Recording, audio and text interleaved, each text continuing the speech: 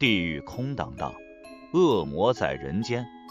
眼前的这个少女，姣好的面庞，国内 top 大学毕业，从19岁生日那天逃出那个小山村开始，一共杀了12个人。第一次见到洛洛时是10年前，我在玻璃窗外，她在玻璃窗里。这是一种新型夜店用来招揽生意的噱头。在一个个橱窗内，女孩子、男孩子们穿着有各种各样的主题风格，房间背景也是配合的氛围布置，让人有一种身临其境的穿越感。前面带路的招待带着职业化的假笑，他一边带着我们穿过酒吧奢华又灯光旖旎的走廊，右侧像一个一个的动物园的珍稀动物落地玻璃的展厅。我们这都是名牌学校毕业，个个都多才多艺，可不是其他地方那种大脑空空只会扭腰的氛围组可以比的。随行的几位前辈轻车熟路的在休息区小酌了几杯之后，陆续离开了休息区。我被随行的几位前辈塞了一张号码牌，在招待的带领下刷开了一个包间的门。包间里敢要比从橱窗外面更大一些，装修得很用心，还有一些公仔玩偶，更像是真的少女闺房。我下意识地望向橱窗的方向，是一整面镜子，那个是单面镜，我把它关上就行了，您不用担心这个。女孩在床边按下一个键，镜子的外层被厚的窗帘遮得严严实实。别紧张，我们这个布置是为了配合人设的，您不放松一下吗？她靠近我，帮我摘下了领带。我抓住她的手，阻止了她下一步动作。她见我紧张的手抖，拉着我在沙发坐下，为我倒一杯红酒。我拒绝了她的提议，我是被人拉过来的，没什么想法，你就当我不在就行，一会儿我就走。女孩愣了一下，竟然掩着嘴笑了一下。我叫洛洛，帅哥，我陪你聊聊天吧。洛洛是个健谈的姑娘，她对文化、时事、科技都有所涉猎，这使得4个小时没有想象中难熬。但我却越发好奇，您肯定是想问我为什么会这些东西。洛洛察言观色的本事很强，我点头表示同意。因为我在歪经贸大主修国际金融，而且我的成绩很好，今年刚拿了系里面的奖学金，明年不出意外的话就保研了。洛洛对自己的身份完全没有隐瞒，这更让我琢磨不透。这没关系，我知道自己想要什么东西，也知道自己为什么活着。他边说起身去床头柜拿了雪茄香递给我。要来一支吗？不了，我不会，我教您。洛洛皮肤很白，手指夹着粗杆的雪茄，有一种诱惑的美，但我怕里面加料，还是没有接。我肺不太好，算了，不如说说你吧，成绩这么好，怎么在这儿？有什么难处吗？话说得太快，我有些后悔，显得我自己像个想要居高临下普度众生的救世主。但洛洛没在意，只是回答了我的问题。我需要自己赚学费。我知道他没说真话，因为他刚说自己拿了奖学金还保了研，可能见我神色有变。洛洛沉默了一会儿，不如我们来玩个游戏吧，真心话大冒险。摇头子，赢的人可以要求对方真心话还是大冒险，做不到的就脱一件衣服，怎么样？前几局我都赢得很顺利，洛洛也没有扭捏，对我的问题知无不言。你为什么会在这儿？因为我想赚钱，奖学金也好，做家教兼职也罢，来钱太慢了，只能让我不会饿死或者辍学，要过自己想要的生活，这样最快。你父母呢？我家里除了我以外还有个弟弟，当年他们收了8万块钱的彩礼，就要把我卖给县城里的一个老头。我是偷了户口本连夜跑出来的。他们没防着你吗？我早就知道他们不准备供我念书，能熬到高中毕业都是……他顿了一下，所以我表现得很乖很听话，他们对我就没那么大防备心，以为撕了录取通知书，反正我也没地方可去，户口本就放在抽屉里，连锁都不上一把。你既然已经逃了出来，现在品学兼优，前途无量，为什么选这条路？这已经是下一个问题了。您要赢了，我才能问。骰盅搬开，这局我小。您的真名是什么？能说吗？我的身份不能允许我真的说出真名来，在互联网时代，风险太大。我不愿意骗他，将手表摘了下来。他又拿起雪茄，切了头，示意我。介意吗？我表示他可以继续。他知道我不愿吐露身份，逢场作戏也没有为难。我又赢了一局。能回答我上一个问题了吗？平凡的生活并不普通，有些人天生就要很努力才能过得上这种日子。我也努力过，失败了。然后我发现，比起被别人左右人生，不如自己选。不得不说，洛洛是个很会掌控节奏的人。时间过得很快，一来一往，边喝边玩。红酒度数很低，很快5瓶酒见底，我开始有了上头的感觉，晕晕的。我输了，你问吧。我这次选大冒险，您亲我一下。我身上只剩下半身长裤，光着脚，需要再继续脱衣服和吻他之间做个选择。但没等我选，洛洛欺身上来堵住了我的嘴唇。愿赌服输。我断片之前听见他在我耳边说，忘了是怎么离开的。等我从自己酒店醒了的时候，已经日上三竿，就像着了魔一样。从那之后，我又去找过洛洛几次。这种私密的夜店，因为招待的客户身份关系，管理得非常严格。大厦楼下需要有人接，楼层需要刷卡，穿过茶室进入包厢，包厢的茶架后面才是别有洞天的连廊。大隐隐于市。前辈看我来请他，再带我去的眼神一脸了然。我以前仗着年纪轻轻，公司独掌着技术壁垒，不可一世。他们对我如今也不过是个俗人这件事十分满意，很快也将我当做了自己人，开始称兄道弟。公司也开始有了一些莫名好谈的订单，更像是送上门的利润。真心话大冒险这个游戏也成了我和洛洛之间感觉升温的一种催化剂。挑逗的问题，刺激的大冒险，都像是成瘾一样，让我欲罢不能。温存过后，洛洛有时也会给我讲一些他自己的故事，但故事的内容让我心疼又心惊。他说他觉得有钱人里面好人的比例比没钱人里面的好人比例要大。他说他觉得人就要往高处走，才能遇见更多的好人。他说他从那个山里连夜逃出来，直到入学歪大，用了整整1个月。我到学校报到的时候，学校已经开学半个月了，没有录取通知，全身上下只有一个户口本和20块钱。我辗转找到教务处，是教务处的老师带着我在学校各个部门来回协调，还帮我安排宿舍，帮我垫付了学杂费。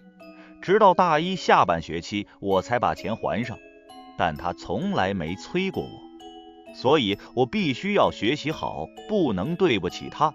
故事我没听完整过，因为他总是说着便缠了上来，借由身体的抚慰去平复灵魂。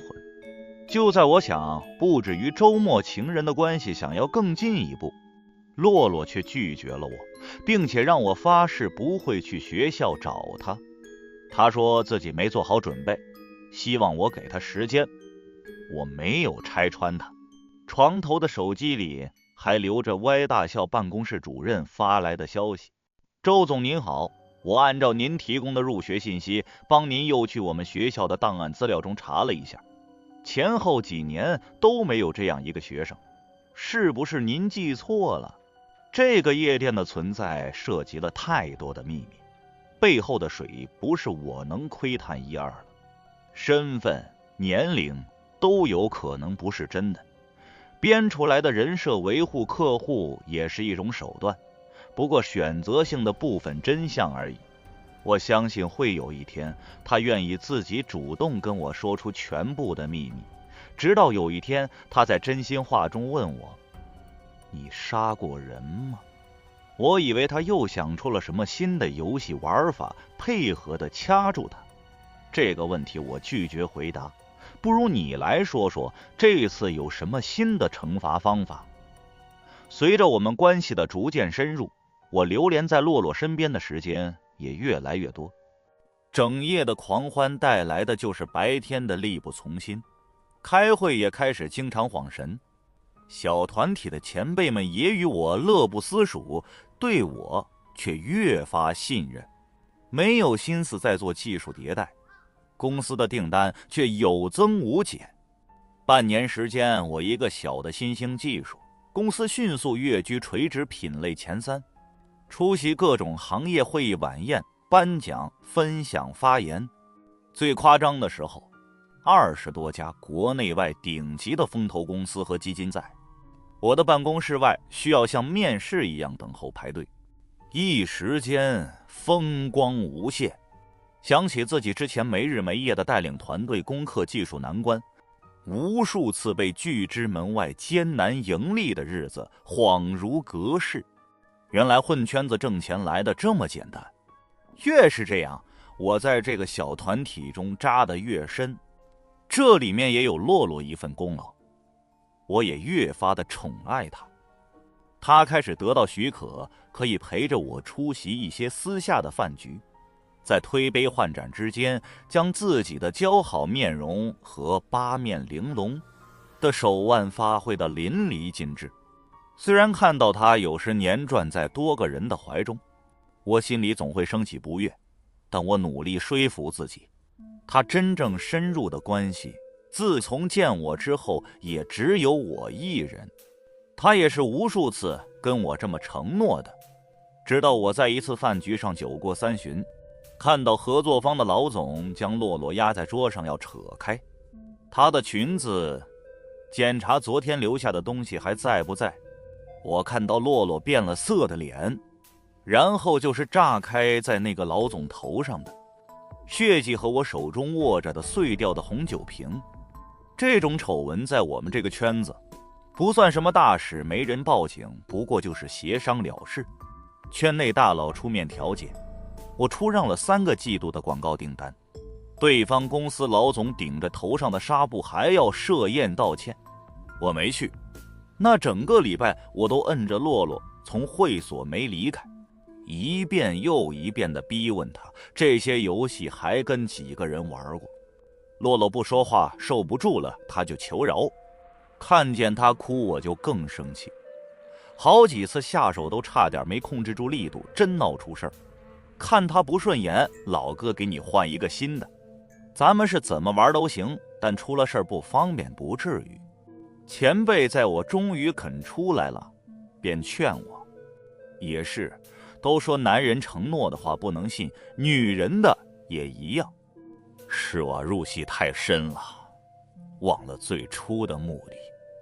公司正面临第3轮融资，120亿美金的估值体量，不容有失。洛洛的事也被我冷处理了下来。这中间，他给我发过短信，我没有回过几次之后，他也就不再发了。一切像是回到了我们不认识之前正轨。这件事就像是个契机，我审视了自己像做梦一样的半年，吓出了一身冷汗。公司的账目在审计面前一塌糊涂，看着账面收入阶梯式增长，实际主营业务收入全部依赖几家短期业务采购合同，还是带着对赌条款，规定期间完不成甲方满意的产品架构，不只要退还前期收入，还有翻倍赔偿金。但收入前脚进后脚出，现金流极其不健康，没有下一笔融资进来根本完不成订单。新的资方候选人早就被我一扫，排外只剩下小圈子里面的几个前辈。投资合同带着更大的对赌条款，豺狼终于露出了獠牙。这次是公司的核心技术和股权，我踏入了一个为我量身定制的圈套，还沉迷其中。我想起了自己行差踏错的那一步，是什么时候呢？不如我们来玩个游戏吧，真心话大冒险摇头子。赢的人可以要求对方真心话还是大冒险，做不到的就脱一件衣服。怎么样？女孩轻摇高脚杯的修长手指，愿赌服输，绵密的气息吐在我的唇上。世上哪来那么多力挽狂澜，也没有那么多虚惊一场。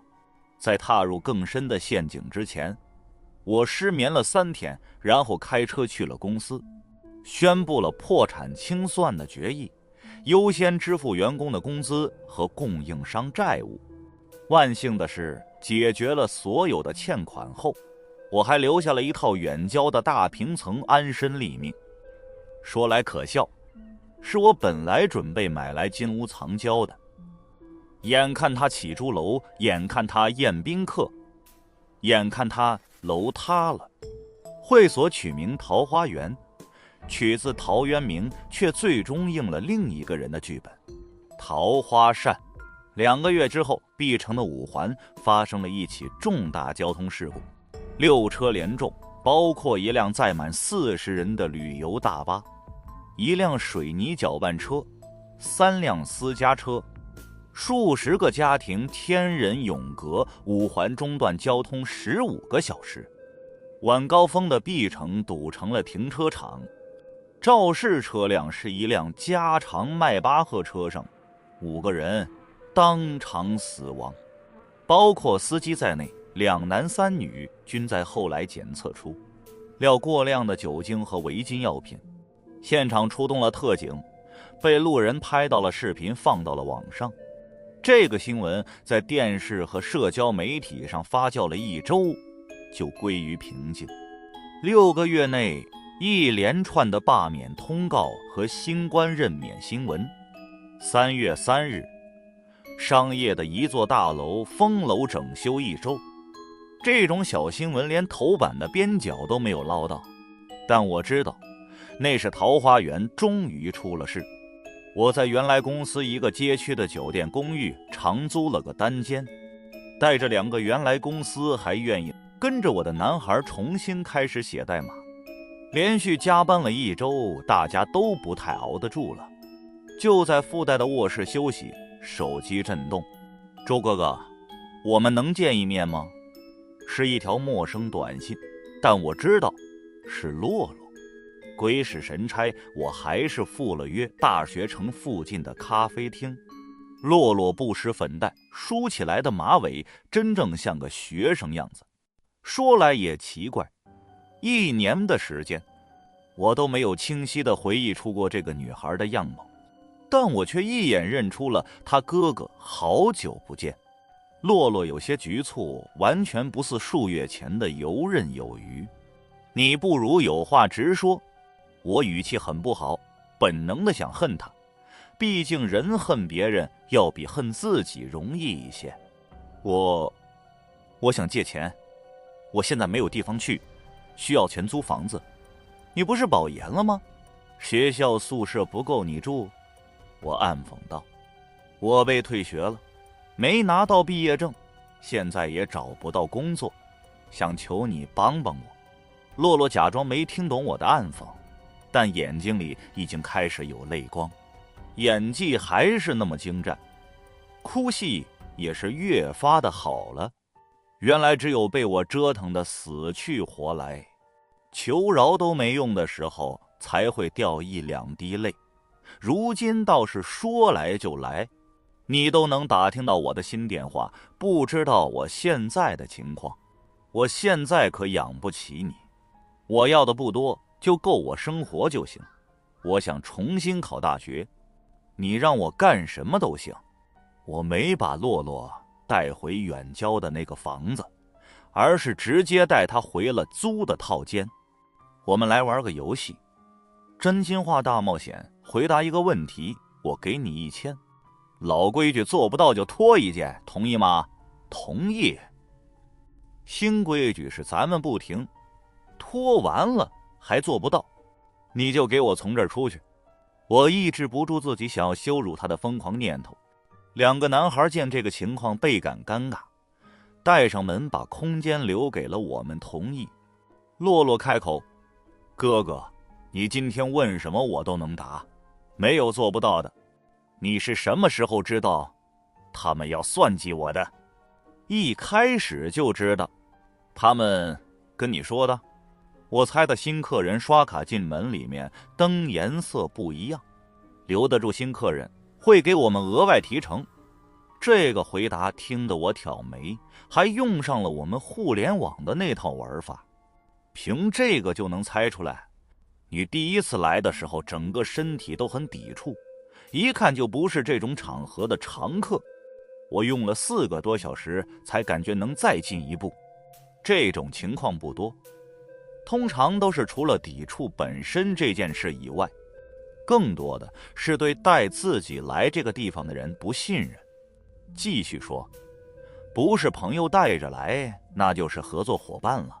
我们那儿只有这2种利益关系，不是有求于你维护关系，就是要利用我们对付你。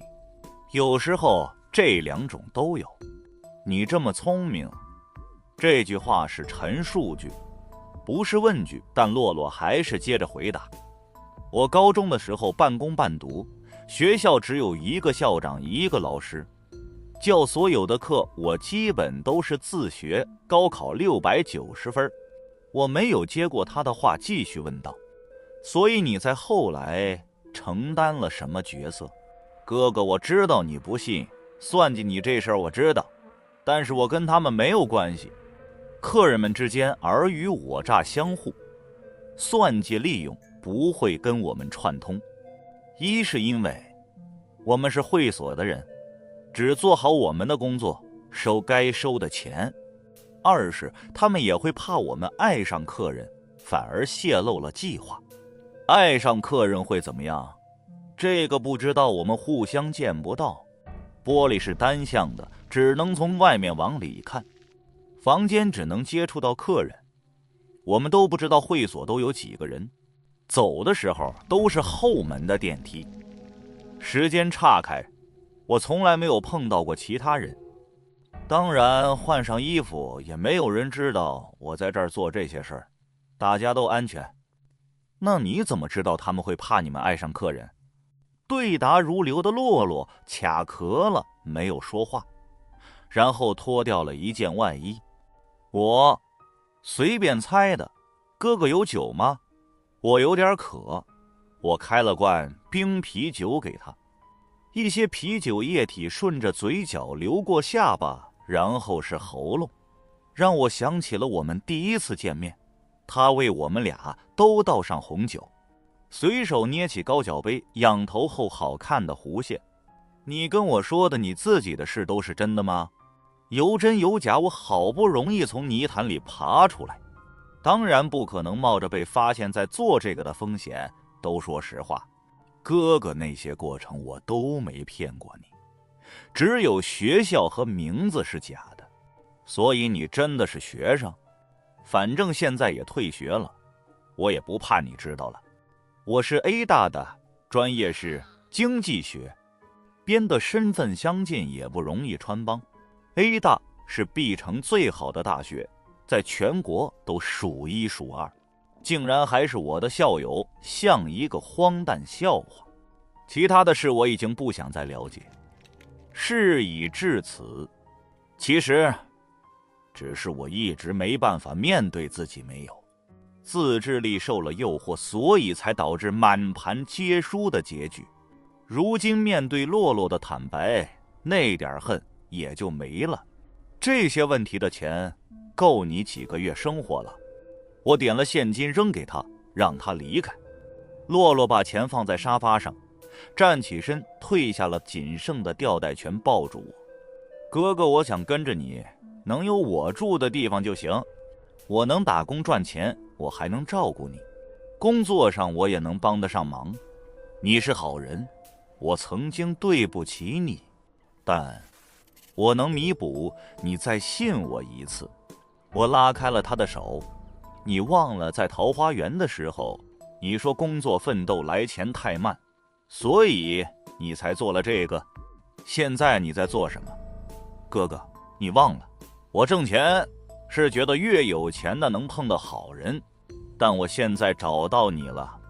那天晚上是自那个疯狂的1周后久违的第一次，我们双方都像是在沙漠中迷路的旅人，从对方的绿洲中拼命汲取甘泉，想要重新活过来。洛洛是个称职的情人，漂亮、聪慧，会察言观色，口才也没得挑。工作上能逐渐接过我这个小工作室的大部分商务业务，在私生活上能满足我全部的幻想和需求。时间过得很快，在1年后的春节，我将洛洛带回了远郊的那个本来就为他买的那个大平层。我们会一块躺在露台上开上2瓶酒，大到一块计划这次的项目完成后，收到尾款就能把原来的计划再做起来，技术还在自己手里，融资东山再起。小到给家里卧室添这个新床垫，还有语音就能摇的智能网关，省得冬天谁都不想从温暖的被窝里爬起来去开关灯。说完我们就会亲吻，然后滚成一团。兜兜转转虽最开始的计划不一样，但殊途同归，甚至更好。那时的我这么想着。我选在了那天2年后的纪念日跟洛洛求婚。他白天跟我说约了人逛街，让我晚上等他回来，说有重要的事要跟我说。我觉得我们可能想到一块儿去了，兴奋又紧张，一个人上蹿下跳的在家中布置，生怕他提早回来看到半成品，但我的担心多余了。洛洛没有提前回来，晚上9点钟等到了前来敲门的警察。我穿着用1个月公司收入买的一整套西装，坐在警局的问询室，我兜里还揣着本应该在这个时间已经戴在洛洛中指上的钻戒，感觉很不真实。小警官拿了2张打印的表让我填，上面有姓名、身份证号码、地址、电话等基础信息。然后他拿着表问我与何洛是什么关系。她是我的未婚妻。我听见自己说。屋子里另外2个警官都抬头看了我一眼，然后又互相交换了一个眼神，转头各自继续忙去。我对这种眼神很熟悉，心里潜意识就起了一个预感。果然，警官问道：“你知道他今天的行程吗？”他说他今天要去跟朋友逛街，晚上才回家。去哪儿逛街？我不知道，他没说。他喜欢逛街，也就是市中心的那几个大商圈，经常一出去就是半天1天，买衣服和日用品，也很正常。今天1天你都在哪儿？我本来打算晚上跟他求婚，所以一整天都在家布置。有人能证明吗？没有人，我是一个人。不过我门前和书房里都有监控，我今天去过几次书房，交叉对比时间应该能证明我没有出过门。监控在哪儿能看？我的手机联网有 APP 就可以看，我传给您。把所有的历史记录都调一下，最长可以保留多久？3个月。3个月之前的内容手机端会自动覆盖，但是云服务器中可以再储存1年，需要用电脑调。警官机械地问话，然后将我说的一个字一个字地敲进电脑里，有些还会反复确认时间数字。警官，我能问一下洛洛发生什么事了吗？你的未婚妻涉嫌故意杀人，已经被我们依法拘留。如果诚实地说，当时我觉得警官说洛洛被害了，都要比说他杀人了要让我更容易相信。柯家宝这个人你认识吗？不认识。那胡子成呢？认识是我的合作方，他和何洛是什么关系？这句话我不知如何张口。当年的事儿冷不丁的又被翻出来，还是这种情况，我只能避重就轻。几年前合作的时候，我介绍过他给洛洛认识。警察又抬头意味不明地看了我一眼，问这个跟今天有什么关系吗？警察这时才将手中的资料夹打开，从里面拿了一叠打印的照片，给我一张一张平铺在桌子上。被害人胡子成于今天中午在郊区家中发现被人杀害，经法医检验，死者在死前与人发生过关系。根据线索，我们在2个小时后将何洛与柯家宝2人抓获。经询问，柯家宝供认自己与胡子成2人均与何洛发生过关系，而后因口角，何洛将胡子成杀害，柯家宝逃脱被何洛找到，何洛行凶未遂被当场逮捕。何洛对自己杀害胡子成的行为供认不讳，这不可能，洛洛不会杀人，他平时连鱼都不敢收拾。警察又看了我一眼，所以你对你未婚妻与这2个人的关系并不吃惊？不，我是说我都不相信，但他绝对不可能杀人。另外一个小警察敲门进来，附在前面的警官耳边说了几句话，然后他们一起起身出去，留下我一个人面对桌上已经散乱的照片。照片上的人已经面目全非，左大臂上的纹身清晰可见，是胡子成的。我用力掐了自己的手背，很疼，这不是梦。我开始回想我跟洛洛在一起之后的这些日子，头疼的要裂开。警官刚才说什么？洛洛承认自己杀了胡子成，然后在这之前他在胡子成家中与2人发生了关系。他家不就在我的隔壁吗？折腾了一夜又一天，在交了大笔保释金后，洛洛被允许取保候审，因为她怀孕了。我带她回了家，打开门，从门口扑向卧室的玫瑰还散落在地上，来不及关上的窗户。24个小时不到的风就将一切吹得面目全非。洛洛欲言又止，我让她先去换衣服洗澡。昨天的那套衣服鞋袜已经沾了血，被当作证物留在了警局。我将衣服脱了扔进主卧，又拿吸尘器简单打扫了一地狼藉，煮了2碗泡面，在客厅等他吹干头发。先吃点东西再说。哥哥你现在不是一个人，吃饱我们慢慢聊，时间还很多。我算不上平静，但也没有立马想到该从哪里开始问起，身心都有些疲倦。洛洛沉默着吃完，我们面对面沉默，不知道从哪儿开始说的话。我们还是真心话大冒险吧，我问你答。我听见自己开口，声音干涩。不啦，哥哥，这次我跟你说实话，我说你听着行吗？我把一切都告诉你。洛洛断断续续地讲了4个小时，中间我给他倒了很多次水。他由于孕早期去洗手间干呕了3次。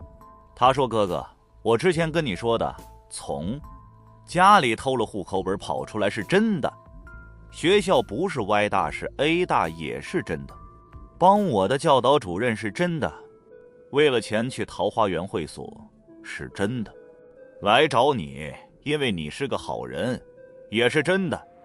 那什么是假的？我忍不住问。都是真的，我只是有一部分没有告诉你。你知道我父母早就想把我卖了换钱，中途还断断续续的让我辍学过2年。为什么还能容忍我上完高中吗？因为我长得漂亮。一个长得漂亮的女孩在大城市里是资本，但在我们那儿就是祸害。我很早就知道那个老师喜欢我，但他没胆子。于是我利用他，吊着他，让他拿工资给我出钱去搪塞家里。我熬一天是一天，为的就是有一天能考出去，改变命运。还是年轻，低估了男人在欲望面前的自制力。在我19岁生日那天，录取通知书寄到了学校，他把我喊过去要跟我发生关系。我为了拿回通知书，差点就被他得手。幸运的是，我挣扎中失手打晕了他，跑回家躲了3天。他没去你家找你，但我爸妈最后还是发现了我的录取通知。他们说上学没用，刚收了人家8万块钱的彩礼，要把我嫁过去给一个老板做续弦，真是可笑。那算是什么老板？就是一个70多岁的老头，死了3个老婆了，我是第4个。当天晚上我偷户口本，被我妈半夜醒了发现了，最后村里出了点乱子，我只来得及揣上户口本，趁乱跑了出来。洛洛说到这儿的时候，又吞了几口水，好像陷入了回忆中。我没有打断他，他艰难地扯着自己的嘴角，试图挤出一个微笑的弧度。他说：哥哥，你想过一个漂亮的女孩身无分文是怎么从大山里走到1100多公里外的 A 大的吗？我没想过，即使曾经有过那么1、2个念头的疑问，也被随之而来的身体欢愉迷惑地抛之脑后。然后我听见他说，我摸黑在山里走了很久，直到天亮才在路上拦到一辆小巴车。但你知道吗？我至今晚上做梦都会回到当时那个地方，站在一旁拼命地想要拦住那个伸手搭车以为看到希望了的自己。那辆小巴车上面有8个人，开了3天才走了200公里。我没被直接扔在一个野地路边，是因为里面的老大觉得我条件不错，想留着多玩一阵子，然后我就被绑着，白天留人看着我，晚上就陪他们出去陪酒，拿我换生意。我表现得很好很乖，又会说话又有用。过了半个月，我已经能白天在省城里出门了，就帮他们平时去买菜买药什么的。洛洛苦笑了一下，声音有些哑，喝口水润了润唇。你知道吗？我其实理科比文科成绩还要好，理综的模拟卷，尤其是化学，我次次都能拿满分。我有些不太明白洛洛为什么会突然提这件事。洛洛不置可否，眼睛里亮晶晶的多了一些我看不懂的东西。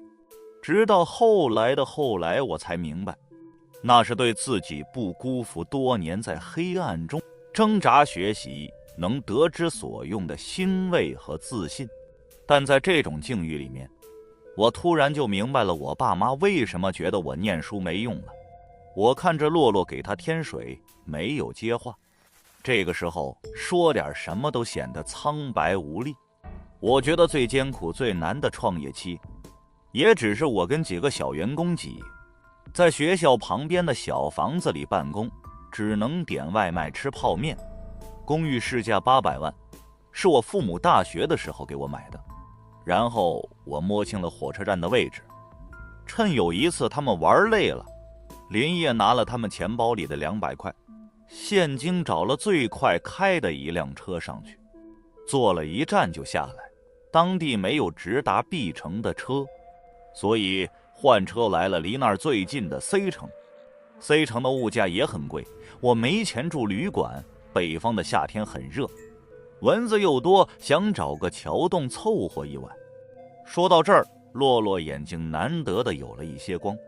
那个小旅馆老板见我问了价钱就要走，叫住了我，问我是不是有什么难处需要帮忙。不如说说你吧，成绩这么好，怎么在这儿啊？有什么难处吗？我记得第一次跟洛洛见面的时候，我问他，很熟悉是不是？但是我第一次听的时候，差点认命。我说我来北方上学，行李被抢了，没钱没地方住，小老板就把我拉到一个值班的小屋。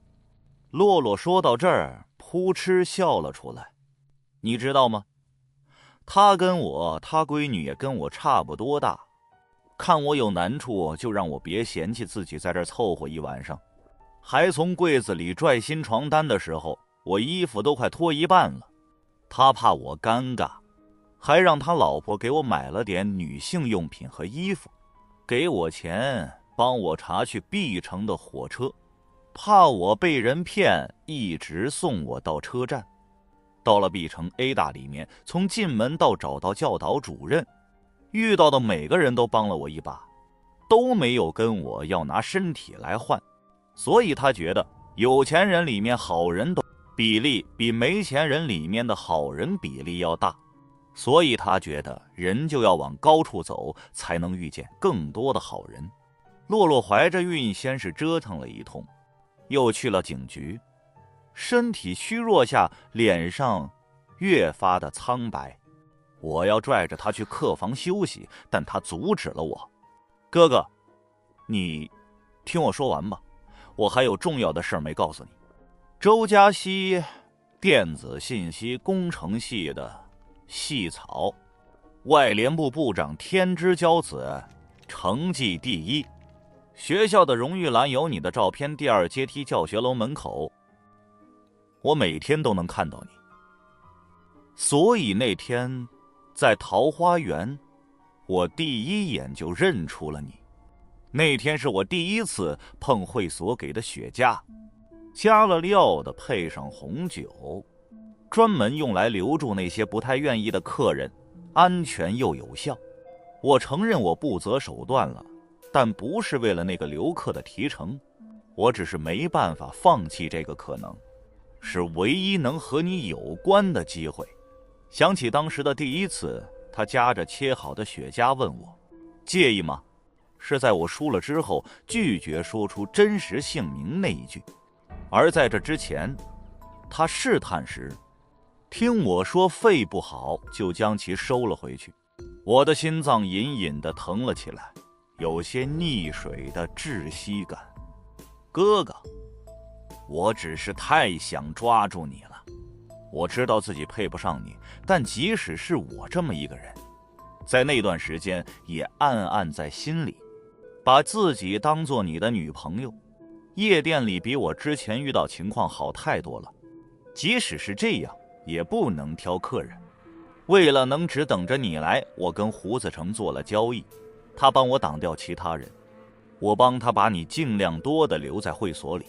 我知道他们想要对付你，但也只是经济上的，不会致命。留住你也正是我求之不得的事儿。说点让你恶心的话，我当时想，如果你能跌下来一些，说不定我跟你之间就更有可能了。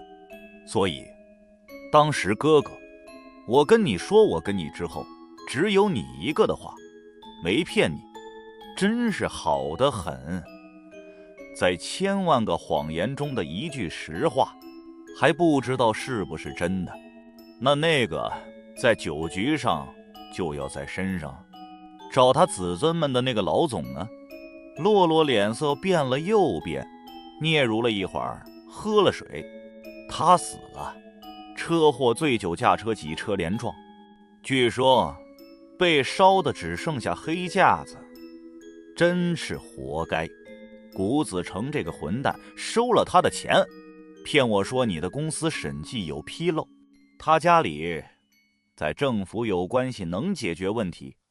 我信了，自作聪明，还以为自己总算是能帮上你点什么，弥补一下自己对你愧疚感。他们都该死。洛洛又干呕了，他去洗手间咳得惊天动地，我给他拢着头发，轻拍后背。洛洛弯着腰，抓着洗手池的手指泛白，压抑地哭了起来。所以你就杀了谷子成？都过去了，无论你之前做了什么，在你重新回来找我那天晚上，我就不恨你了。没有了钱，倒也一身轻松。我们后来的日子过得不好吗？我轻声问，也在问我自己。好哥哥，这一年是我这辈子过得最快乐的日子，所以我不能让任何人毁了他。但是他找到了我弟，你知道吗，哥哥？我弟竟然没死，他来找我了，他要把一切都告诉你，我不能让你知道。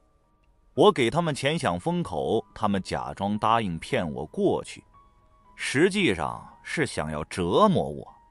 他们还录像把我当成摇钱树，这些不够，还威胁我偷你公司的资料。我下贱惯了，但我不能让那些混蛋缠上你。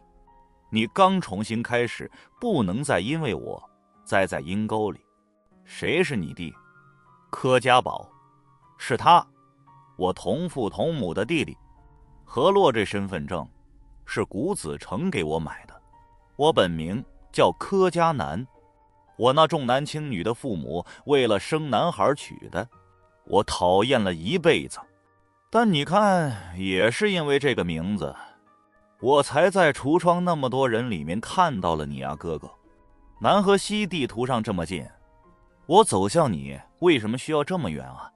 我没有让洛洛继续说下去，我抱着她，吻她红肿的双眼，流过泪的脸颊，哭得颤抖的脖颈。好在一切都结束了。我当时想，律师说洛洛的这件事完全可以往正当防卫方向辩护，再加上有孕在身，可以取保候审，只要不离开要求的范围区域，即使最后有过度防卫的认定，也能特殊处理。